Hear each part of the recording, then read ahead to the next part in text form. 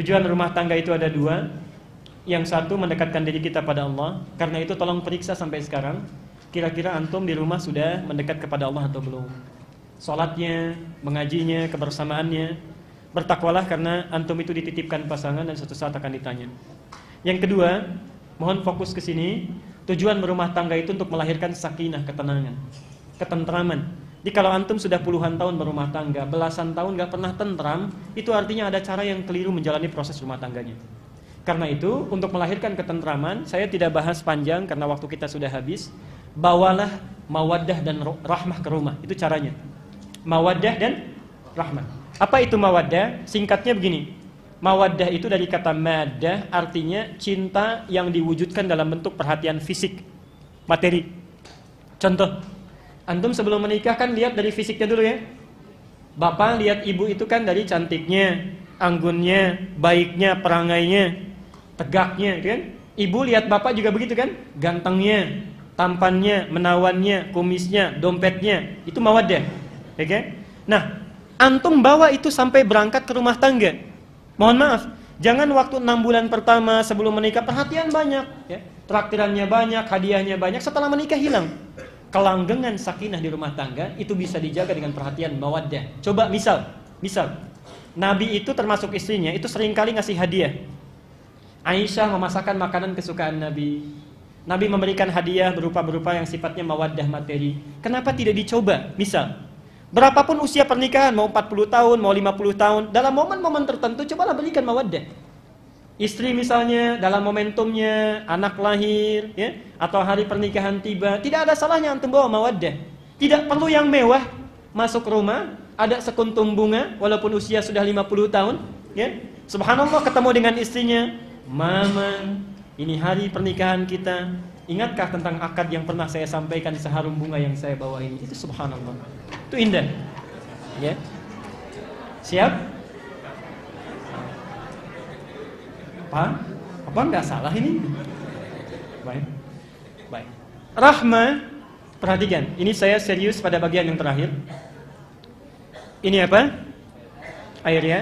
Sekarang bayangkan. Ini ada minuman. Ibu sudah siapkan bekal dari rumah. Papa mau ke kantor. Minuman disiapkan, minuman kesukaannya. Subhanallah. Di lampu merah ada orang minta minum karena kehausan. Kira-kira suami akan memberikan tidak? Pak? Ibu sudah siapkan minuman kesukaan, dibikin semalaman. Di jalan ada orang kehausan tidak bisa minum. Minta kepada kita untuk bisa diberikan minuman. Dikasih tidak? Umumnya pasti dikasih. Umumnya, ya. Mohon maaf. Sifat mawaddah itu tidak selamanya kekal. Pasti akan terbagi.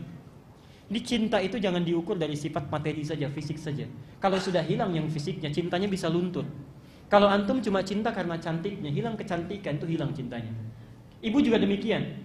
Cinta pada materinya, sekali waktu diuji oleh Allah, menurun pendapatannya, subhanallah, ya, menurun pendapatannya, itu cinta bisa berkurang.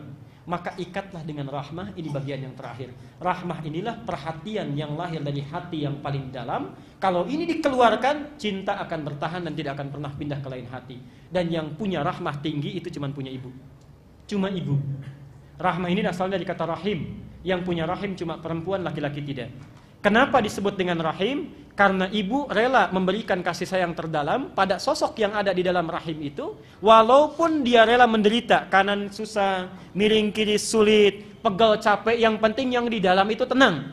Karena itu ada para pakar menyatakan, kenapa seorang anak itu lahir menangis? Karena takut tidak mendapatkan kasih sayang seperti yang diperoleh dalam rahimnya. Kalau ibu rumah tangga ingin langgeng, maka berikan rahmah lebih tinggi dibandingkan dengan mawaddah. Contoh, pernah nggak ibu praktekkan kalau suami pergi ke kantor, itu kenapa tidak diantar sampai ke pintunya? Kemudian titipkan dengan kata-kata, perhatikan, ibu titipkan nasi 1 bungkus dengan makanan mewah, dengan kalimat walaupun sekedar di SMS kan, perhatikan, jauh bedanya melekat ke dalam hati. Papa sayang, kami beserta anak-anak di rumah mendoakan dengan cinta dan sepenuh jiwa agar papa sukses dalam pekerjaan dan kembali ke rumah dengan semangat. Bekerjalah dengan cinta mama, Pak. Itu subhanallah. Itu akan dibawa sampai ke kantor itu. Gak bisa dibagi itu. Gak bisa dibagi. Suami lihat yang bagus pun di kantor, misal ini cantik fisiknya lebih daripada istri, itu mikir 2 kali. Kamu cantik, tapi belum tentu bisa punya rahmah seperti istri saya. Kalau saya masuk angin, dia bisa kerokin misalnya. Itu kepikiran. Karena itu ibu tampilkan mawaddah dan rahmah, insya Allah ketenangan itu akan diraih. Saya tutup dengan kisah terakhir, dan ini nyata. Ini nyata. Ibu bapak, kita akhiri pertemuan kita, dengarkan kisah ini dan praktekkan dalam kehidupan. Mawaddah dan rahmah. Di Karawang ada sebuah keluarga sangat soleha. Suami istri sudah punya 3 anak. Bayangkan, sudah punya 3 anak. Suami soleh, istri soleha, anak-anak soleh. Satu kali suami itu sedang pulang dari pekerjaannya, capek luar biasa, lelah dan lapar. Masuk ke rumah, subhanallah, disambut oleh istri, dicium tangannya, ditenangkan jiwanya. Begitu duduk di meja makan, kata suaminya, "Mah, tolong buatkan mie." Istri masih sibuk di dapur. Ibu perhatikan, subhanallah, Pak ya. Saya berikan dalilnya dulu, nanti buka Quran surat 91. Ayat 7 sampai dengan 10. Perhatikan sini, saya cepat. Apa yang terjadi? Mas, tolong minta katanya buatkan mie dulu karena masakan belum jadi. Ibu sekalian, subhanallah, karena sibuk di dapur, saking sibuknya bawa bumbu ini itu, tiba-tiba lupa yang dimasukkan ke mie itu 1 sendok garam. Diaduk. Terbayang ya? Dihidangkan dengan penuh senyuman. Kemudian suami menerima, belum diambil, istri sudah pamit ke dapur lagi. Perhatikan konsepnya, perhatikan. Saya ingin tanya bapak dulu. Kalau bapak jadi sosok suami pada saat itu, dihadapkan pada makanan demikian, beliau kemudian menyendok 1 sendokan, rasanya sudah terbayang, apa yang bapak lakukan? Ingat ya, suasananya capek, lelah, penat, ada masalah, tiba-tiba dapat mie yang kualitasnya asin. Apa yang dilakukan? Perhatikan, ini biasanya rahmah dipunyai istri, tapi suami ini mempraktikkan. Lihat konsep ayatnya. Fa'alhamaha fujuraha wa taqwaha. Di dalam diri kita itu ada sifat baik, takwa, ada sifat jelek, fujur. Rumusnya begini, qad aflaha man zakkaha. Akan bahagia hidup seseorang kalau dia menemukan yang jelek, belajar dari jeleknya, mencari lawannya yang baik.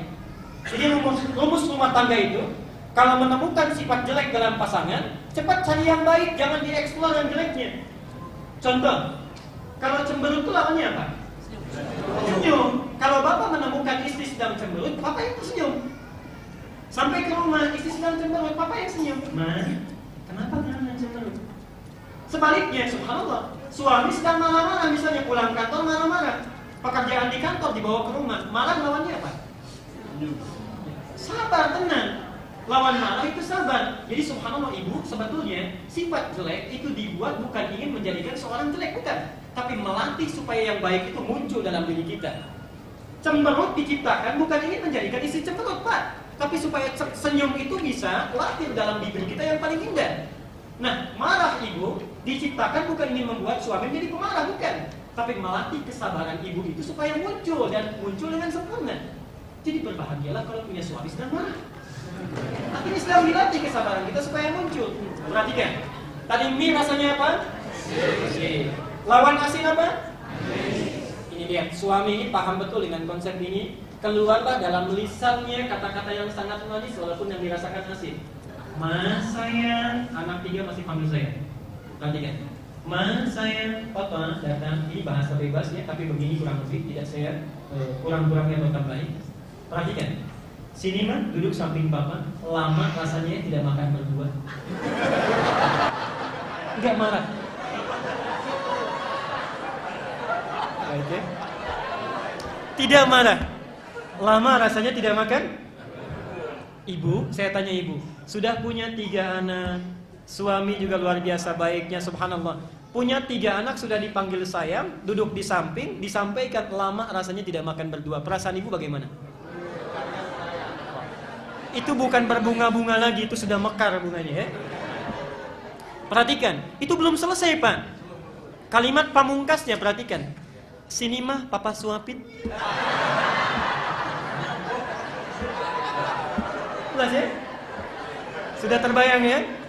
Rasanya nikmat, enak, momentumnya ditunggu-tunggu. Dengan manjanya sudah menanti. Apa yang terjadi? Subhanallah, perhatikan Pak, saat suapan itu sudah mulai disampaikan, perhatikan, yang terjadi istri bukan tertawa, bukan tersenyum, itu langsung tersungkur jatuh di kaki suaminya. Dicium kaki suaminya, menangis jadi-jadinya mohon maaf. Perhatikan seorang istri yang sangat soleh. Beliau menangis, "Pak, maafkan mama tidak sengaja," dan sebagainya. Tapi hebatnya suami, tangis itu lawannya apa? Tertawa dengan senyum, tertawa dengan singkat, tidak berlebihan. "Ma, kenapa begini? Papa kan cuma katakan lama rasanya gak makan berdua." Apa yang terjadi? Perhatikan. Tadi kan lapar ya? Lapar, capek, penat luar biasa. Perhatikan, dari rumus ini saja. Apa yang terjadi? Diangkat istrinya, pergi ke dapur sama-sama, hilang laparnya, hilang penatnya. Yang tumbuh itu cinta, masak sama-sama, cinta mulai bersemi. Persoalan sementara, cuma gara-gara mie asin.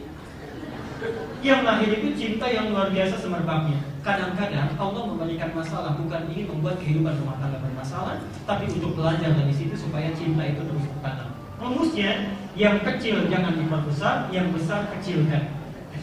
Bapak Ibu lebih paham karena sudah menjalani proses kehidupan yang cukup dalam. Silakan dibaca bukunya, mudah-mudahan bermanfaat.